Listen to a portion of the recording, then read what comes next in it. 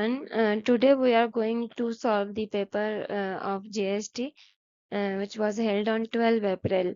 अभी recently STS IBA की तरफ से जो 3 दिनों में पेपर्स लिए गए थे JST के, तो उसमें से हम 2 के क्वेश्चन पेपर सॉल्व कर चुके हैं। तो थर्ड एंड लास्ट जो 12 अप्रैल को हुआ था उसको देखते हैं थोड़ा डिटेल में। So first portion is from biology section. First question is anaerobic respiration events in the absence of। अच्छा, ये जो पेपर मेरे पास है बेसिकली ये नेट से उठाया हुआ है, किसी ने हाथ से सॉल्व किया हुआ है, तो उसमें काफी जो है वो गलत टिक किए हुए हैं। तो one by one different questions को देखते हैं और समझते भी हैं। So first is anaerobic respiration happens या occur in the absence of। In papers में काफी सारी टाइपिंग मिस्टेक्स हैं। सो हेयर यहाँ पे occurs in the absence of। Anaerobic respiration जो है वो किसकी एब्सेंस में होती है, तो वो बेसिकली ऑक्सीजन की एब्सेंस में होती है। So A is the correct answer here. Then next is an organism A provides food to organism B and in return receive shelter। इसमें थोड़ी टाइपिंग मिस्टेक्स है, रिसीव शेल्टर है यहाँ पे। Such an ecological relationship is classified as. Basically यहाँ पे कहा जा रहा है कि 2 ऑर्गेनिजम्स हैं, एक जो है वो फूड प्रोवाइड करता है जबकि दूसरे को उसके रिटर्न में क्या मिल रहा है, शेल्टर मिल रहा है। तो ऐसा टाइप ऑफ इकोलॉजिकल रिलेशनशिप जिसमें एक को जो है दोनों ऑर्गेनिजम्स को बेनिफिट मिले, एक को शेल्टर मिल रहा है दूसरे को फूड मिल रहा है, तो इस टाइप के इकोलॉजिकल रिलेशनशिप को हम कहते हैं mutualism. So here the correct answer is B. Then next we have a unicellular organism having a true nucleus that makes its own food is most likely। अब यहाँ पे कहा जा रहा है कि एक तो कोई ऑर्गेनिज्म है जो यूनिसेल्युलर है, उसका ट्रू न्यूक्लियस है और वो अपना खाना खुद बनाता है। तो यूनिसेल्युलर है मीन्स सिंगल सेल्ड है, ट्रू न्यूक्लियस है इट मीन्स वो यूकेरियोट की कैटेगरी में आता है, और अपना खाना खुद बनाता है इट मीन्स वो ऑटोट्रॉफ है। और ये तीनों जो प्रॉपर्टीज हैं वो प्रोटिस्ट की प्रॉपर्टीज होती हैं। तो यहाँ पे जो करेक्ट आंसर होगा वो हो जाएगा B, protist. Okay, then next वो have enzyme amylase acts on. यहाँ पे एक्ट्स है, जो अमाइलेज एंजाइम है वो किस पे एक्ट करता है। बेसिकली एंजाइम अमाइलेज का जो काम होता है वो हमारी बॉडी में जो स्टार्च होता है, स्टार्च को किसी भी बॉडी में वो स्टार्च को जो है वो ब्रेक डाउन करता है। और स्टार्च क्या है, starch is a type of polysaccharide. तो एंजाइम अमाइलेज बेसिकली एक्ट किस पे करता है, पॉलीसेकेराइड्स पे। So B is the correct answer here. Then next is the structure present in a plant cell and absent in animal cell.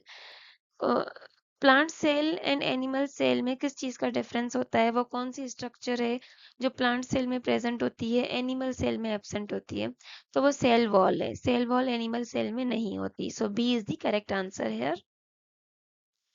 Then next is a certain strain of bacteria stops responding to antibiotics। ये antibiotics लिखा हुआ है due to genetic resistance। This illustrates। अब यहाँ पे कहा जा रहा है कि कोई एक पर्टिकुलर टाइप है बैक्टीरियाज की जो कि एंटीबायोटिक्स को रिस्पॉन्ड करना बंद कर देती है due to some genetic resistance. तो इसका क्या मतलब है, वो किस कैटेगरी में आता है। तो बेसिकली कुछ बैक्टीरियाज जो होते हैं उनकी जो जेनेटिक म्यूटेशंस होती हैं जिसकी वजह से वो रेजिस्टेंट हो जाते हैं।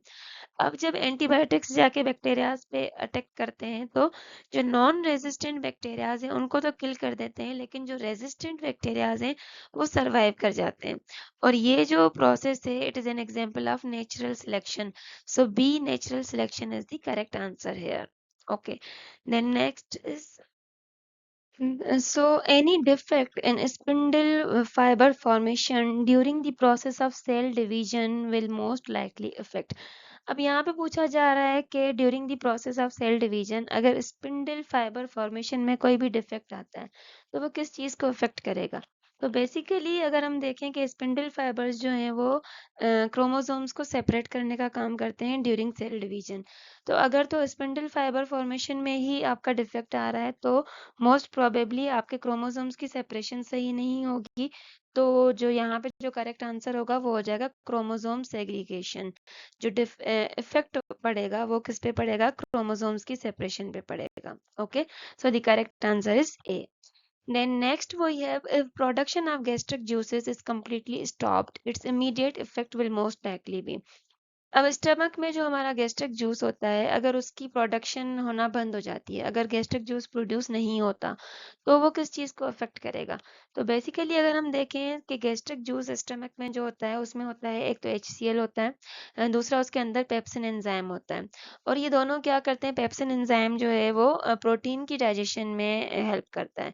तो अगर तो गैस्ट्रिक जूस प्रोड्यूस नहीं हो रहा, इट मीन्स पेप्सिन प्रोड्यूस नहीं हो रहा, और पेप्सिन प्रोड्यूस नहीं हो रहा, तो आपका जो है वो प्रोटीन्स की डाइजेशन जो है वो उस पे इफेक्ट होगा, या ओवरऑल HCl भी अगर प्रोड्यूस नहीं हो रहा तो डाइजेशन पे इफेक्ट आएगा।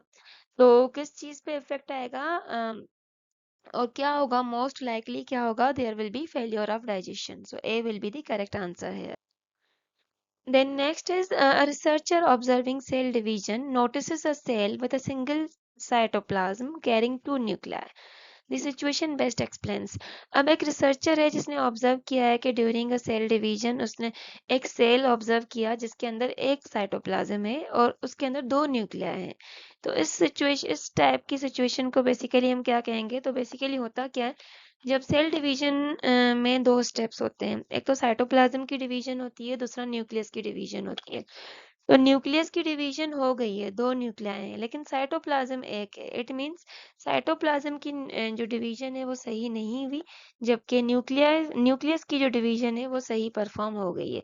तो न्यूक्लियस की डिवीजन को कैरियोकाइनेसिस कहा जाता है, जबकि साइटोप्लाज्म की डिवीजन को साइटोकाइनेसिस कहा जाता है।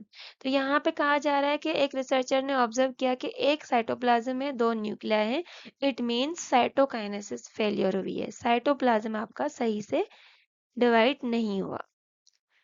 Then next is the chance of organisms survival increases with adaptation.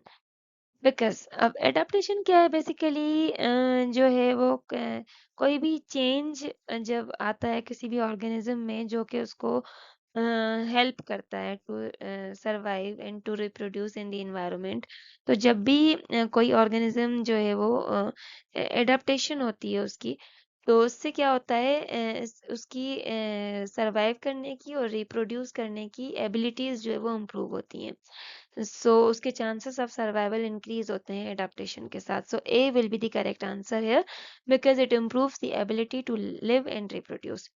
Then next is pepsin functions optimally in strong acidic conditions. This suggests that अब पेप्सिन एंजाइम जो है वो बेसिकली स्ट्रांगली एसिडिक कंडीशंस पे काम करता है, उसकी जो पीएच होगी वो एसिड वाली साइड होगी, 7 से लेस जो पीएच होती है आपकी वो एसिडिक पीएच होती है।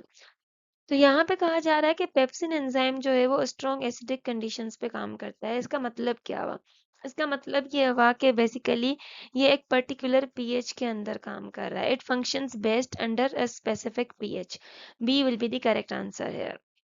Then next is the most likely ecological effect of introducing a new predator in an ecosystem. अब किसी भी इकोसिस्टम में अगर एक न्यू प्रेडेटर जो है वो इंट्रोड्यूस होता है, तो जब भी कोई न्यू प्रेडेटर इंट्रोड्यूस होगा तो इससे क्या होगा, वो जो भी शिकार है उसको खाएगा, ठीक है। तो प्रे जो होगी, प्रे की पॉपुलेशन जो होगी वो डिक्रीज हो जाएगी, तो it will decrease its prey population, so B will be the correct answer है। Okay, then next we have some questions from chemistry section. First is one mole contains, अब एक मोल के अंदर 6.02 into 10 raised to power 23 molecules present होते हैं, so A will be the correct answer here. Then next is which element belongs to group 17. Group 17 आपकी periodic table में जो 17 group उसमें halogens होते हैं, क्लोरीन ब्रोमीन फ्रोमीन sorry fluorine chlorine bromine iodine. So chlorine जो है बेसिकली वो 17 ग्रुप में प्रेजेंट होता है, so D is the correct answer है। Then next is the two elements that can be separated by physical technique. अब जो दो एलिमेंट हैं जिनको हम किसी भी फिजिकल टेक्निक के थ्रू सेपरेट कर रहे हैं, तो वो किसको हम सेपरेट करते हैं, तो बेसिकली हम हमारे पास जो मिक्सचर्स होते हैं, मिक्सचर्स को हम किसी भी फिजिकल टेक्निक के थ्रू सेपरेट कर सकते हैं, so C will be the correct answer है। Then next is question number 56. A system is heated by 20 kilojoules and the surrounding does 60 kilojoule of work on it. What will be the change in total energy of the system? अब system काम कर रहा है, work done हो रहा है by the surrounding, और जो है सिस्टम को हीट किया जा रहा है। तो जब work done on the system होता है तो वो पॉजिटिव वैल्यू होती है, और हीट जो प्रोवाइड की जा रही है वो भी पॉजिटिव में है। तो हमारे पास जो Q की वैल्यू होगी, Q is equals to +20 kilojoule, और हमारे पास जो वर्क डन है, वर्क डन हमारे पास जो है वो क्या है, वो है 60 kilo joule.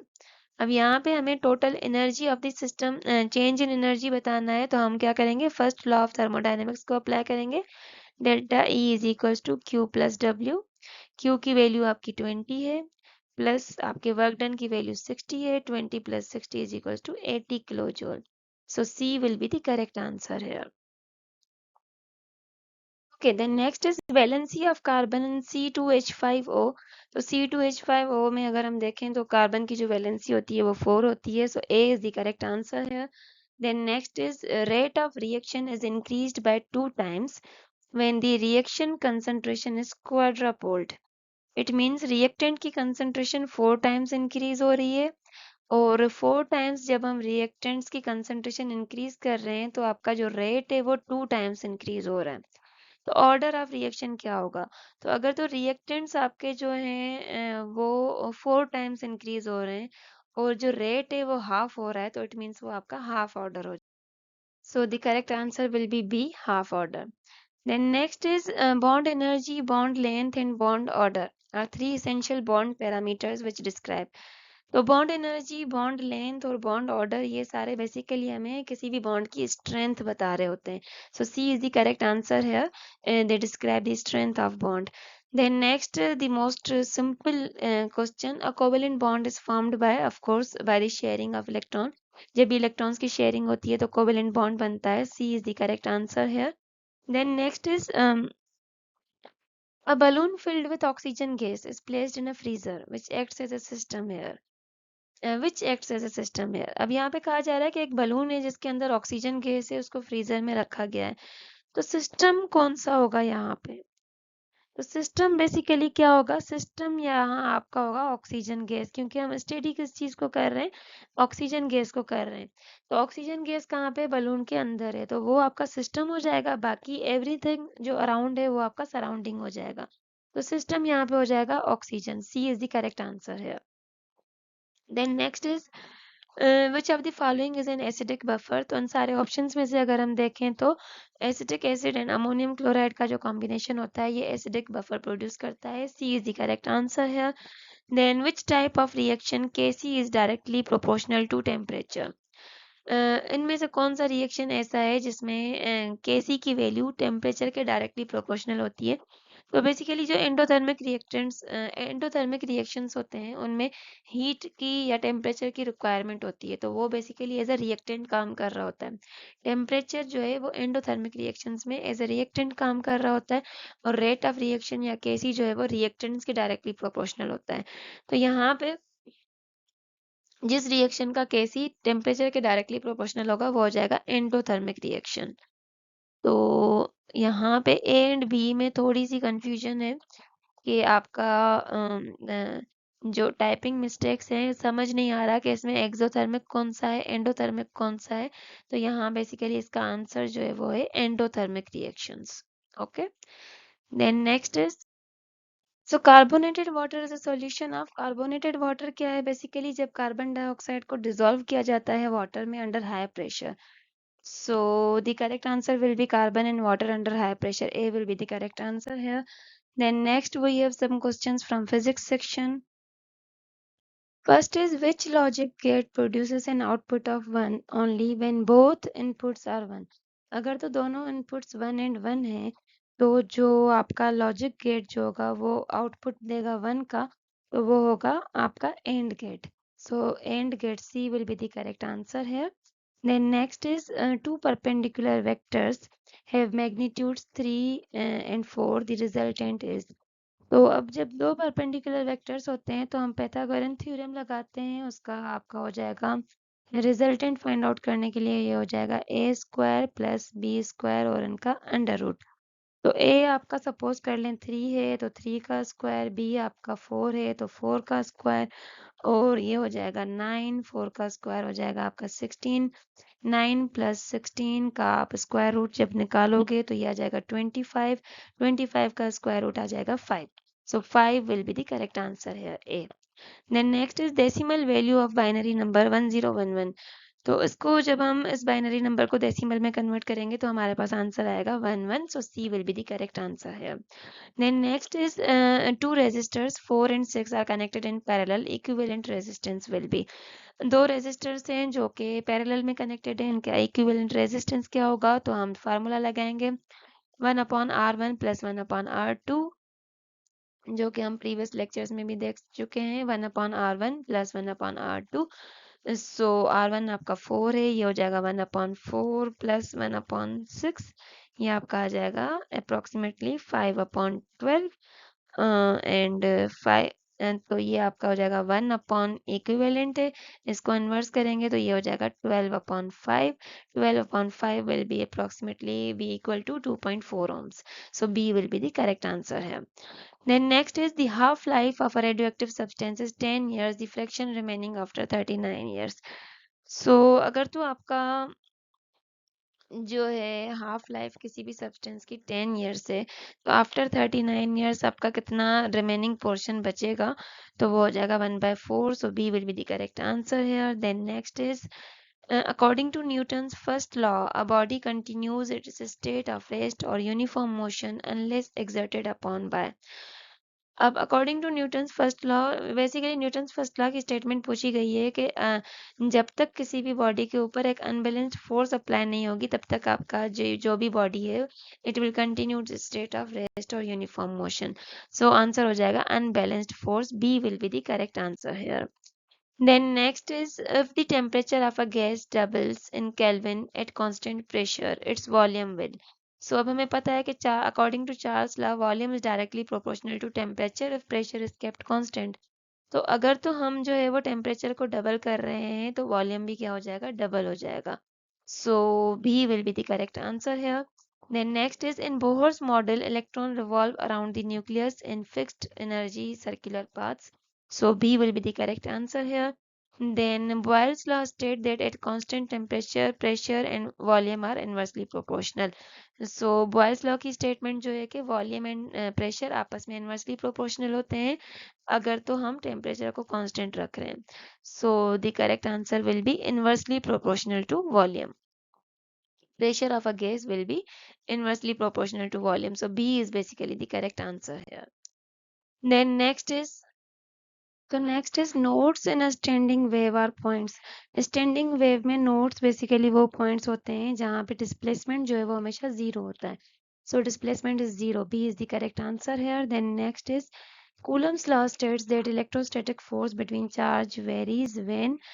So basically Coulomb's law की statement है force is directly proportional to the product of charges upon square root of the radius. So it varies inversely. Inverse relationship है square of the distance. So inversely with the square of distance. Then next is the efficiency of a heat engine increases. के heat engine की efficiency कब increase होगी, जब आपका temperature difference जो है वो increase होगा. So C is the correct answer here. Then next we have some questions of general knowledge. Largest country in Asia जो है वो रशिया है. So A is the correct answer. Then salt range is located near. Salt range जो है वो झेलम के करीब है. So A is the correct answer here. Then which of the following is the biggest planet? So basically Jupiter is the biggest planet. B is the correct answer here. Then the main elements of a state include territory, population, government and. तो basically किसी भी state के 4 main elements होते हैं. एक territory, दूसरा population, government और चौथा है sovereignty. So A sovereignty is the correct answer है. Then Pakistan is situated in the following imaginary equator line. Pakistan जो है वो tropic of cancer imaginary equator line पे लोकेटेड है. So B is the correct answer. Then Universal Declaration of Human Rights 1948 was adopted by. So it was adopted by United Nations General Assembly. So A is the correct answer here. Then next we have first president of All India Muslim League. तो जो first president थे all India Muslim League के वो थे sir Sultan Muhammad Shah Aga Khan. So sir Aga Khan B is the correct answer.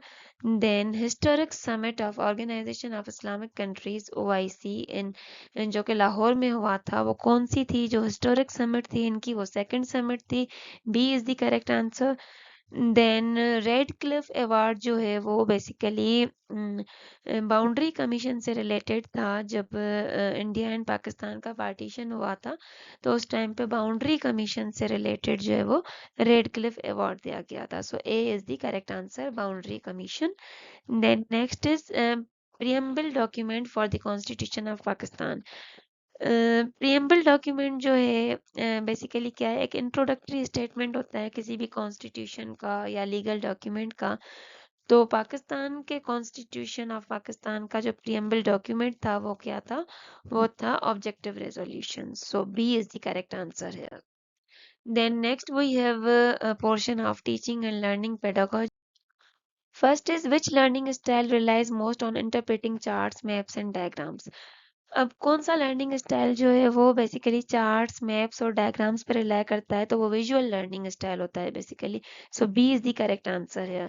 Then a teacher providing hints and prompts to help a student solve a math problem is applying which Vygotsky principle. एक teacher है जो कि एक student की help कर रहा है in solving a math problem. वो क्या कर रहा है उसको हिंट्स दे रहा है उसको प्रॉम्प्ट्स दे रहा है उसको गाइड कर रहा है ताकि वो स्टूडेंट खुद से जो है वो सॉल्व कर सके. तो ये वेगोट्स्किन का जो प्रिंसिपल है इसको इसके फोल्डिंग में आता है ये. So A is the correct answer here. Then next is students will solve 8 by 10 fraction is an example of. तो बेसिकली ये स्टेटमेंट है कि स्टूडेंट्स जो है वो 8 by 10 फ्रैक्शन सॉल्व करेंगे. ये एग्जांपल है आउटकम की. बेसिकली इससे जो है वो एक आउटकम एक्सपेक्ट किया जा रहा है. So B is the correct answer है. Then, best winning method for explaining many facts in a short time. काफी सारे फैक्ट्स को शॉर्ट टाइम में रेफर करना है उसके लिए बेस्ट मेथड कौन सा है. डेमोन्स्ट्रेशन मेथड है जिसमें काफी सारे फैक्ट्स को शॉर्ट टाइम में बाय परफॉर्मिंग समथिंग डेमोन्स्ट्रेट किया जाता है. So C is the correct answer है. Then we have how do child's learning rate occurs most rapidly during. किसी भी चाइल्ड का लर्निंग वेट जो है वो किस स्टेज में मोस्ट रैपिडली जो है वो इंक्रीज होता है वो अर्ली चाइल्डहुड में होता है. So A is the correct answer. Then we have a student involving friends in middle childhood is using which strategy. अब एक स्टूडेंट जो है वो अपने फ्रेंड्स को इन्वॉल्व कर रहा है किसी भी लर्निंग के पर्पस के लिए ड्यूरिंग मिडिल चाइल्डहुड तो उसको सोशल स्कैफोल्डिंग कहा जाता है. So A social scaffolding is the correct answer here. Then next is the following skill involves the ability to present content. किसी भी कंटेंट को प्रेजेंट करने के लिए जो स्किल चाहिए होती है वो बेसिकली एक टीचर की एक्सप्लेनेशन स्किल होती है जो कि किसी भी कंटेंट को अच्छे से अंडरस्टैंडेबल वे में प्रेजेंट कर सके. So C is the correct answer. Then MOOC stands for what? So MOOC basically stands for massive open online courses. So C is the correct answer here. Then next is in authentic assessment, the following methods and tools are employed as test methodologies except. इनमें से कौन सा option ऐसा है जो कि authentic assessment के तौर पे नहीं माना जाता टू असेस स्टूडेंट्स वर्क. तो basically portfolio work acting in a play या साइंस लेबोरेटरी प्रैक्टिकल्स ये ऑथेंटिक असेसमेंट्स मानी जाती हैं जबकि पेपर पेंसिल टेस्ट जो है वो ऑथेंटिक असेसमेंट नहीं माना जाता. सो C is the correct answer है. Okay, then next is a high school teacher assigns a task to design a model for water purification from industrial pollutants, integrating mathematics, science, technology and the arts. This is an example of. अब एक high school teacher है जिसने students को assign कर दिया है कि एक मॉडल बनाना है वाटर प्योरिफिकेशन का. उसमें जो है mathematics science technology and arts सबको इंक्लूड किया जा रहा है बेसिकली इस टीम. सो ये किसकी एग्जाम्पल है ये प्रोजेक्ट बेस्ड लर्निंग की एग्जाम्पल है.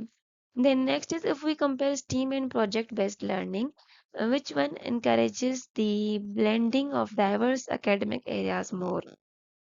अगर तो हम STEAM को और प्रोजेक्ट बेस्ड लर्निंग को कंपेयर करें तो किसमें जो है वो एकेडमिक एरियाज ज़्यादा कवर हो रही हैं, तो वो ऑफ कोर्स स्टीम में हो रही हैं. So C is the correct answer here. Then next is learning is an enduring change in the mechanism of behavior, of course. For the optimization of students' learning, it is mandatory that the teacher can do all. अब किसी भी students की learning को optimise करने के लिए teacher जो है वो टेस्ट को डेवलप कर सकता है, टेस्ट को एडमिनिस्टर कर सकता है, स्कोर कर सकता है, रिपोर्ट कर सकता है टेस्ट स्कोर को, लेकिन स्टूडेंट की लर्निंग ऑप्टिमाइजेशन के लिए डेवलप टेस्ट शेड्यूल का ऑप्शन नहीं आता. सो यहाँ पे B will be the correct answer. Okay. And next is classroom management requires a lot of multitasking and includes all the following.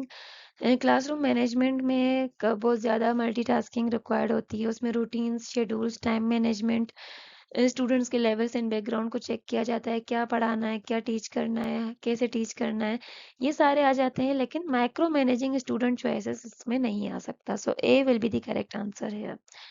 Then next is according to Piaget, children in the pre-operational stage. According to Piaget, children in pre-operation mostly engage होते हैं in egocentric and symbolic play. So B is the correct answer here. Then next is why does project-based learning improve student motivation? अब project based learning से student की motivation कैसे improve होती है, क्योंकि वो जो है लर्निंग और रियल वर्ल्ड एक्सपीरियंस को कनेक्ट कर रहा होता है. So C is the correct answer here. Okay, then next is ADDIE model stands for. So basically it stands for analyze, design, develop, implement and evaluate. So D is the correct answer here. Then next is establishing clear expectations is a foundational strategy in effective classroom disciplines. All are benefits except. अब इससे क्या होता है, disruptions reduce होती हैं, teachers जो है वो ज़्यादा टाइम इंस्ट्रक्शंस पे स्पेंड कर सकते हैं, safe and predictable learning environment होता है, सिवाय इसके के it allows students to facilitate the teacher in planning. ये इसमें इंक्लूडेड नहीं है. So B will be the correct answer है. Then next is two middle school students respond differently to academic challenges. One is confident, the other is fearful of failure. This reflects. अब यहाँ पे कहा जा रहा है कि दो मिडिल स्कूल के स्टूडेंट्स हैं जो कि एकेडमिक चैलेंजेस को डिफरेंटली देखते हैं. एक कॉन्फिडेंट है और दूसरा जो है फेयरफुल है कि कहीं मैं फेल ना हो जाऊं. तो इससे बेसिकली क्या चीज़ रिफ्लेक्ट हो रही है कि success versus difficulty in industry versus inferiority. So B will be the correct answer here. Then next we have Conan in his classroom management model highlighted a term wittiness that shows a teacher. और यहाँ पे कहा जा रहा है कि Connon जो है वो अपने क्लासरूम मैनेजमेंट मॉडल में उसने एक टर्म हाईलाइट की है, विटीनेस. इट मीन्स कि टीचर जो है वो इससे क्या पता चलता है, इससे टीचर की अवेयरनेस पता चल रही है कि जो भी कुछ क्लासरूम में हो रहा है उससे टीचर अवेयर है. So D is the correct answer है. Then next is a teacher writes on a maths test, your calculation is incorrect because you forgot to carry the 1 and the tens colon. Remember to check each step of your addition. This is an example of effective feedback because. अब यहाँ पे कहा जा रहा है कि एक teacher है जिसने एक मैथ का टेस्ट लिया, उसके बाद उसने बताया कि आपकी कैलकुलेशन इनकरेक्ट है क्योंकि ये रीजंस हैं. तो ये एक इफेक्टिव फीडबैक की एग्जांपल है. क्यों? क्योंकि इसमें एरर बताई जा रही है और ये चीज़ बताई जा रही है कि इम्प्रूव कैसे किया जा सकता है. So it identifies the error and provides a strategy for improvement. So C is the correct answer है. Thank you very much. मिलते हैं हम अपनी अगली वीडियो में. अगर तो आपको कोई भी सजेशन हो, क्वेश्चन हो तो आप कमेंट्स बॉक्स में लिख सकते हैं एंड अपने फ्रेंड्स के साथ ज़रूर शेयर कीजिएगा. चैनल को सब्सक्राइब करना नहीं भूलिएगा. अल्लाह हाफिज़.